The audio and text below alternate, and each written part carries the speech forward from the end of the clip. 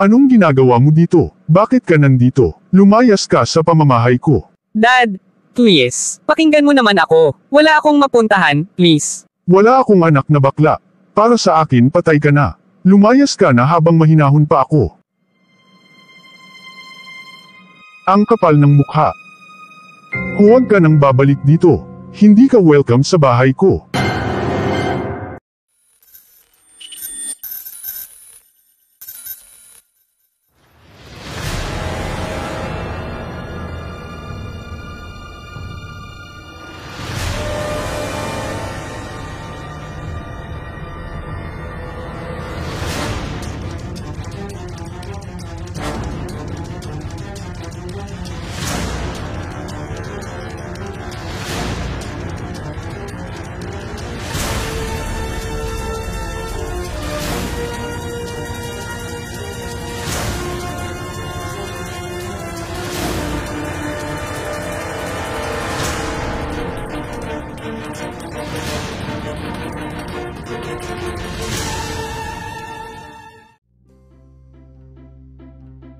Wow! 8 araw na lang at magpapasko na.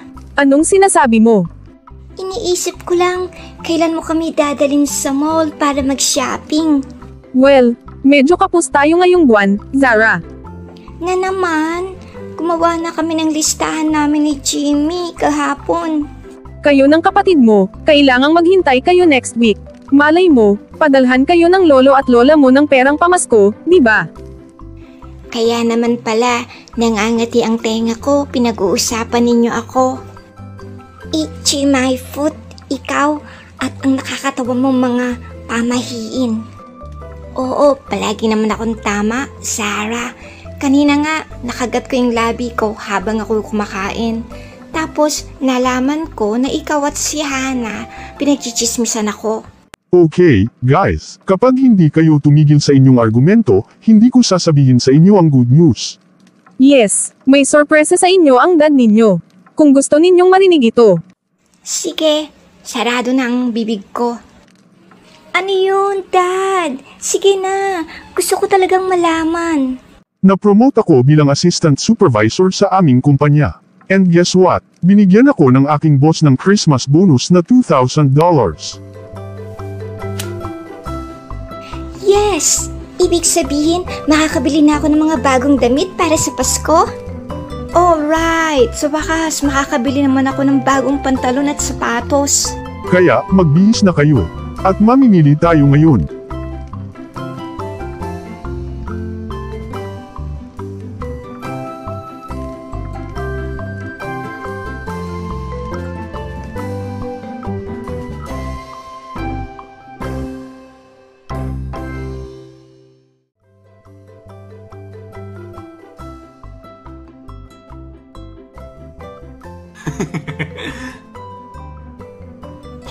Nakakatawa.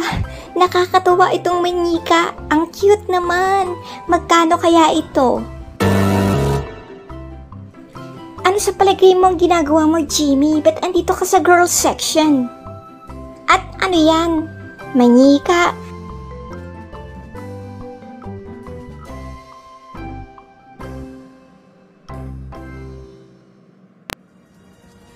Napaka-weirdo naman.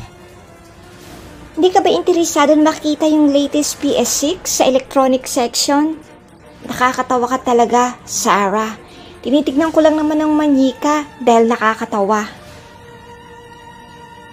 Sige, ipakita mo sa akin yung latest PS6 games, UCC. Akala ko hindi ka na magtatanong. Tayo na.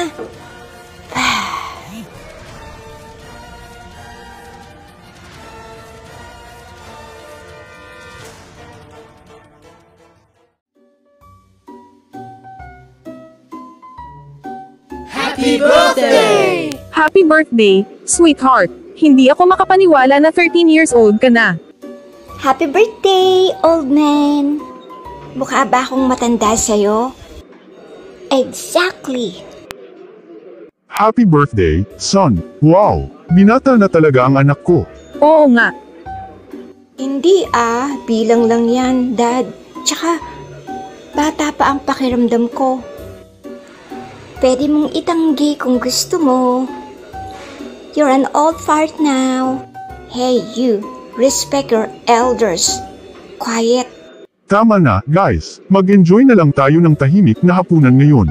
Mag-order na tayo ng pagkain, para makain na natin yung masarap na cake pagkatapos. Finally, gutom na ako dito, alam mo? Yep, mag-order tayo ng chicken alfredo at chicken tortillas. Now, you're talking my lingo.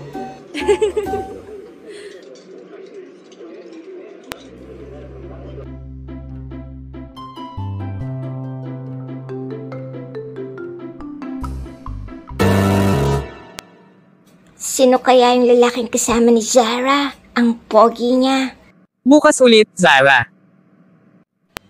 Bye, Kenny. Mag-ingat ka. Wow, ang cute niya. Gusto ko siya. Halika na. Nagugutom na ako. Hello there, Earth, Jimmy. Sino ang lalaking yon? Si Kenny yun. Kaibigan ko siya. Nung 5th grade pa ako. Bakit mo naitanong? Wala. Halika, umuwi na tayo. Interesting.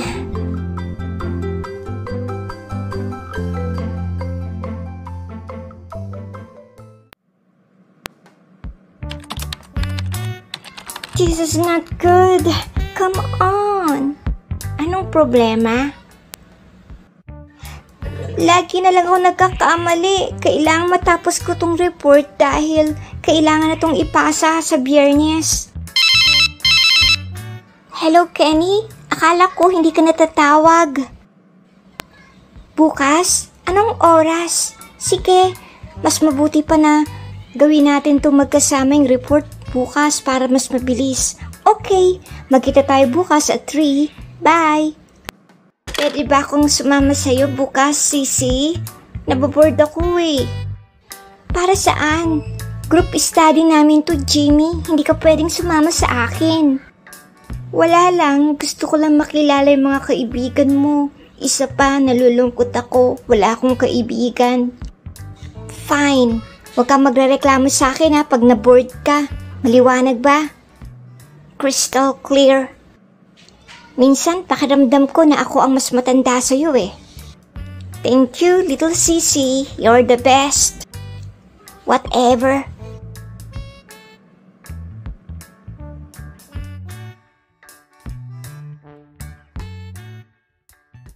Hey, Zara. Nandito ako. Siya nga pala. Sinama ko yung kapatid ko. Kung okay lang sa'yo. That's okay, Zara. Ito yung kapatid ko, si Jimmy. Jimmy, ito si Kenny. Nice to meet you, Jimmy. Nice to meet you too, Ken. Hintayin natin sina Asher at Angelica. Naipit sila sa traffic. Okay. No problem.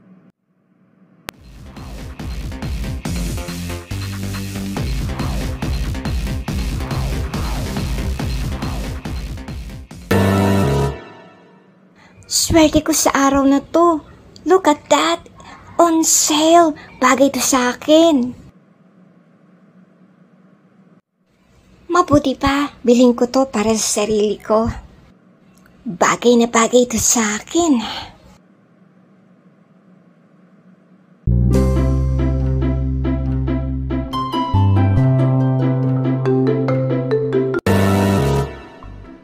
Yes! Bagong makeup set! Mabuti na lang hindi nakalimutan to ni Mom.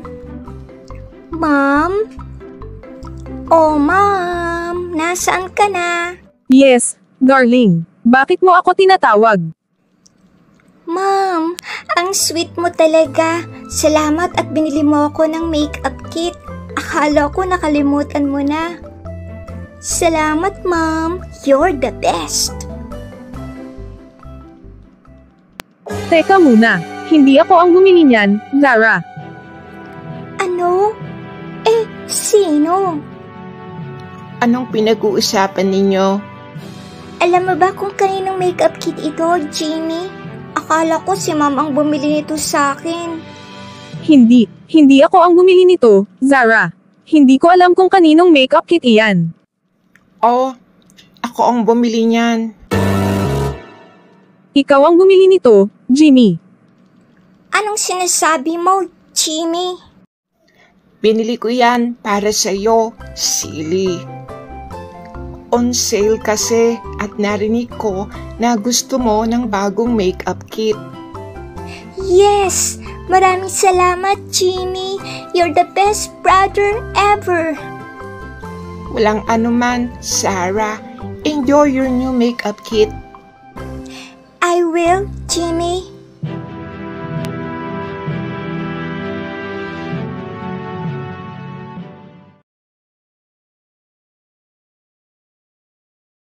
Oh wow, ang bilis talaga ng panahon.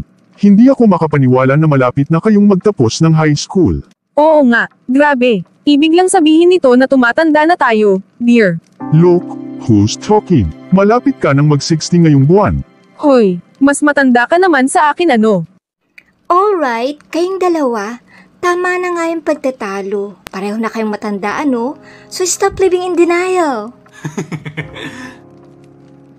You two youngsters, tumigil na kayong dalawa. Sa palagay ko panahon na para pag-isipan ninyo kung anong kurso ang kukunin ninyo. Don't you think? Alam ko na ang gusto kong kunin, Mom, Dad. Gusto ko maging architect. Magaling ako sa sketching, drawing, at planning. Well, kung iyan ang gusto mong kuning kurso, sweetie, susuportahan ka namin. Di ba, darling? That's right, Pumpkin. Pwede kang maging isang sikat na architect gaya ng lolo mo. Isa siya sa mga architect na nagdisenyo ng pangalawang pinakamalaking mall sa buong mundo, ang Starfield Coax Mall. Seryoso? Si Lolo ay isa sa mga architect na nagdisenyo nun? Tama, at ito rin ang may pinakamataas na sweldo. Ikaw naman, anak, anong kurso ang gusto mong kunin? Hindi ko pa alam, Mom. What about an engineer, doktor? Naalala mo ba noong maliit ka pa? Gustong-gusto mong magkunwaring doktor. Hindi ako sigurado, Dad. Alam ko na, sumali ka sa military gaya ng dad mo. Mom, hindi ako bagay sa army. I hate it. So, ano nga ang gusto mo? Sabihin mo sa amin. Magagalit ka, Mom. Magagalit. Nonsense. Sabihin mo na sa amin, anak. Susuportahan ka namin. Ano nga iyon?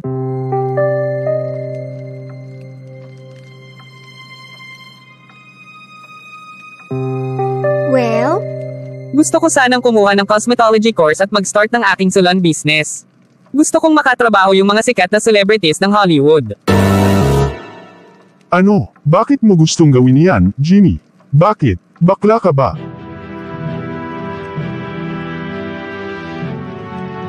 bakla ka ba, Jimmy? Hindi ko alam, Dad. Nalilito ako sa pagkatao ko. Puro ka kabalbalan. Wala akong baklang anak. Mom, Dad, please, magpapaliwanag ako. Ayokong marinig ang walang kwenta mong dahilan, Jimmy.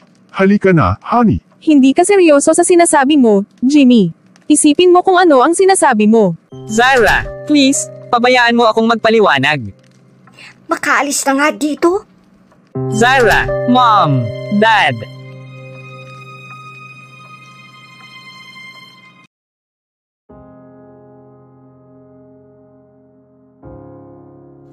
Yes, natutuwa akong marinig yan, Dad. Please, sabihin mo kay Mom na dadalab ako dyan this weekend. Sige, syempre naman. Ikaw din, Dad. I love you. Bye. Suzanne, darling, ang ganda ng outfit mo. You look so hot. Thank you, Jimmy.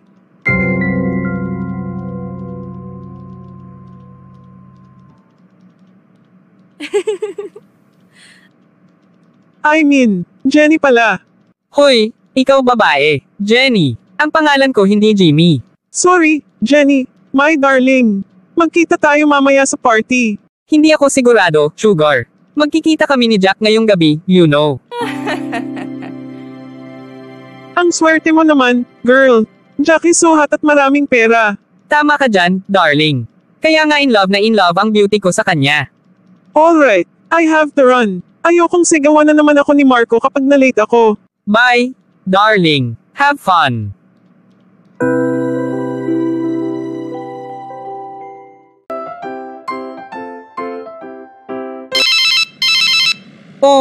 Hello there, my love.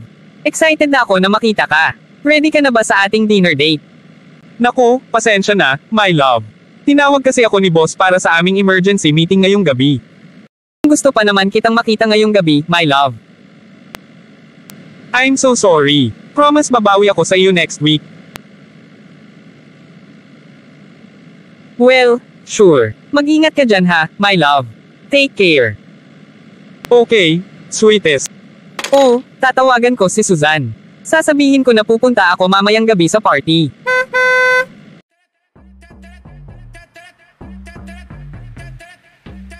Wow! Punong-puno ang lugar na ito. Jenny, darling, I'm glad na nakapunta ka dito. I'm ready to party, girl. Alright, nice to hear that. Sige na, make yourself at home. Don't worry about me, Sisi. See you later.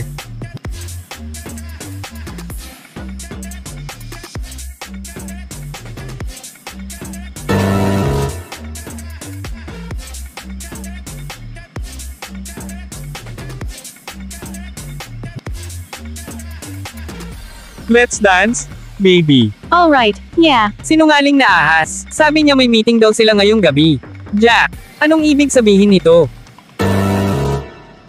At sino ka, bruha?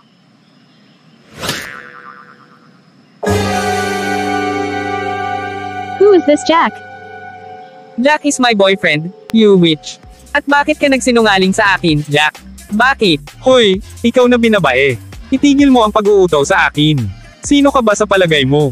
Hindi mo ako pag-aari. Bakit ginagawa mo sa akin ito, Jack? Ibinigay ko sa iyo ang lahat. Ibinili kita ng sport car na gusto mo. Binibigyan kita ng pera kapag kailangan mo. Ako rin ang nagbayad ng tuition mo sa college. Buhu, sira ka pala. Sinabi ko ba sa iyo na gawin mo iyan? Baliw na baliw ka sa akin. Kaya, sinakiyan lang kita. Wala kang utang na loob, ahas. I hate you. Napakabobo ko, at tinapon ko lang ang buhay ko sa iyo. Ginagamit lang kita dahil sa pera mo. Sa palagay mo magtitiyaga ako sa kagaya mo, ikaw na bading. Managinip ka. Ang galing umarte. I'm so touched. Let's go, babe. Goodbye, weirdo.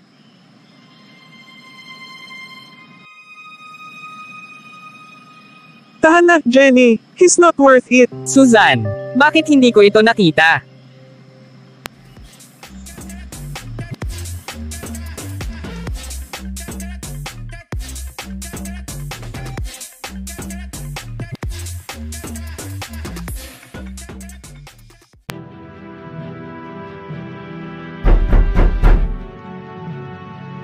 Good morning. Gusto ko sanang magpagupit ng buhok. I'm sorry. Sarado kami ngayon. Oh, pwede naman akong bumalik bukas. Ayos ka lang ba, dude? Oo naman. Salamat sa pagtatanong. Ako nga pala si Martin. Ako si Jenny. Jimmy pala. It's alright, Jenny or Jimmy kahit anong gusto mong itawag ko sa iyo. Babalik na lang ako dito bukas, kung okay lang sa iyo. Okay. Magkita tayo bukas, Martin. At Jimmy, ano man ang pinagdaraanan mo, hindi ka nag-iisa. Kasama mo ang Diyos. Thanks, Martin.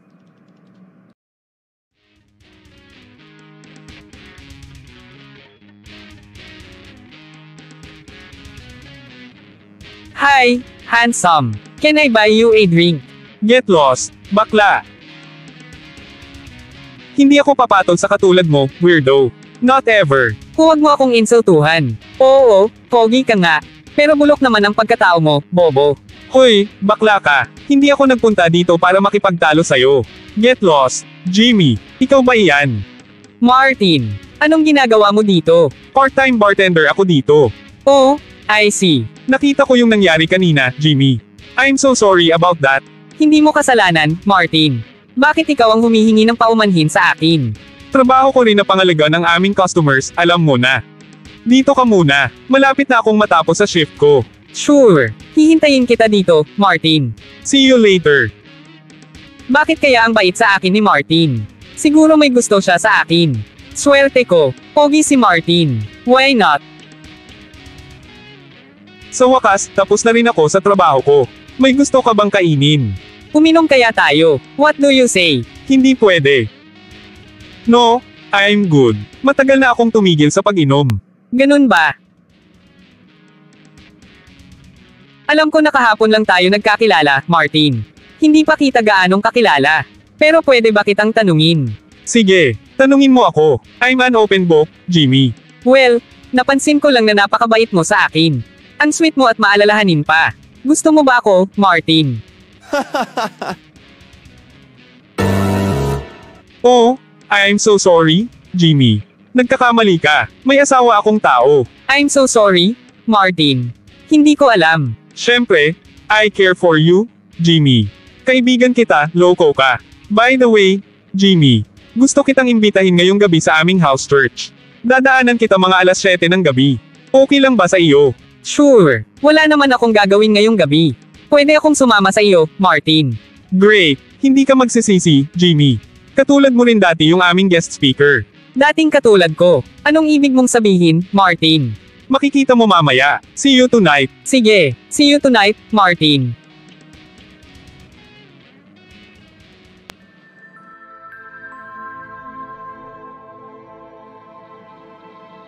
Welcome everyone sa aming house church. Sino ka man at ano man ang iyong nakaraan, o ano man ang ginawa mo noon, mahal ka pa rin ng Diyos. Praise God. Sinasabi sa 2 Korinto chapter 5 verse 17, ang sinumang nakipag-isa kay Kristo, siya ay bago ng nilalang. Ang dati niyang pagkatao ay wala na. Ito'y napalitan na ng bago. Ang salita ng Diyos ay totoo. At ako ang patunay nito.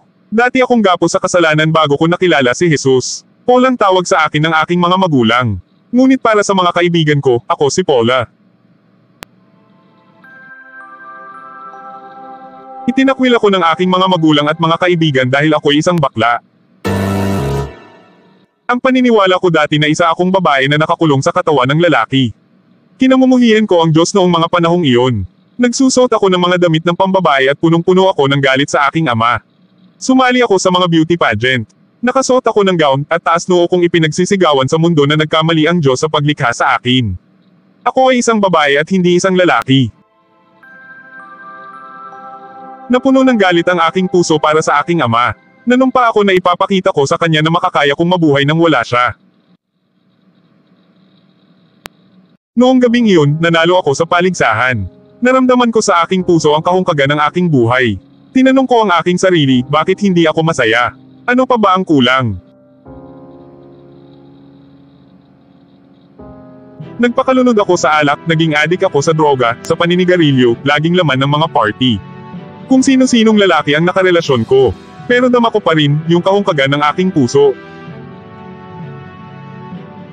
Hanggang isang gabi, nagpasya ako na tapusin na ang miserable kong buhay. Kinuha ko ang aking baril. At nang magpapakamatay na ako, biglang may kumatok sa pintuan.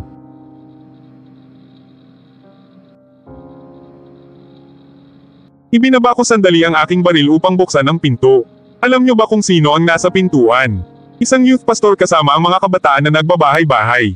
Hallelujah! Pinagpray ako ng pastor. At ibinahagi niya sa akin ang pag-ibig ni Jesus. 10 taon na ang nakaraan, ngunit tingnan ninyo ako. Binago ako ni Jesus. Binigyan ako ng Diyos ng asawa at 2 magagandang mga anak. Salamat sa Diyos. Purihin ang kanyang pangalan. Nakaka-touch naman. Baguhin mo rin ako, Lord. Sa pagtatapos, gusto kong sabihin sa iyo ito. Kung nakaya ni Jesus na baguhin ako, kaya ka rin niyang baguhin, kaibigan ko. Tayo'y manalangin.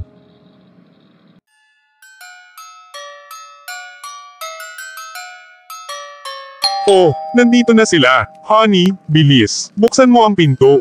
Okay, honey, I'm coming. Merry Christmas, Dad. Mom. Jimmy, anak, ikaw ba iyan?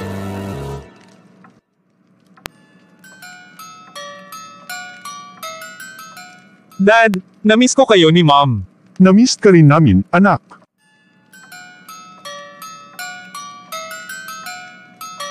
Mom, sa wakas, nayakap ulit kita. Mom, Dad, ito nga pala ang asawa ko si Daisy. Hello, Mom, Dad. 6 na taon na ang nakararaan, nakakilala ako kay Jesus. Iniligtas niya ang ako mula sa wasak kong buhay. Tinubos niya ako. Binigyan niya ako ng asawa. Nakilala ko si Daisy sa aming Bible study group at nagpakasal kami. Grandpa. Grandma. And I'm Dolly, your granddaughter. Dolly, ang cute mo apo. Kamukhang kamukha ka ng tita Zara mo. Baka si Zara na yan at ang kanyang asawang si Jason. Merry Christmas, Mom, Dad. Merry Christmas, Mother. Merry Christmas, Jason. Merry Christmas, Little Sissy. Jimmy, ikaw ba yan? The one and only. Asawa ko si Daisy at anak ko si Dolly. Hi, Zara. Hi, Aunt Zara.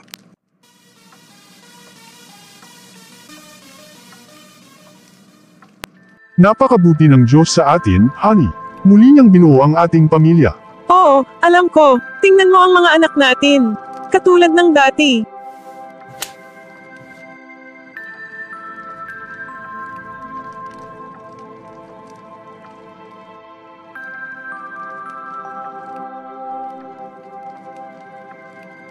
Ito ang pinakamasaya nating Pasko, honey. Salamat po, Panginoong Diyos. Youth on the Rock. Jesus is the rock. For young people and old alike. Please like, share, and subscribe to our channel.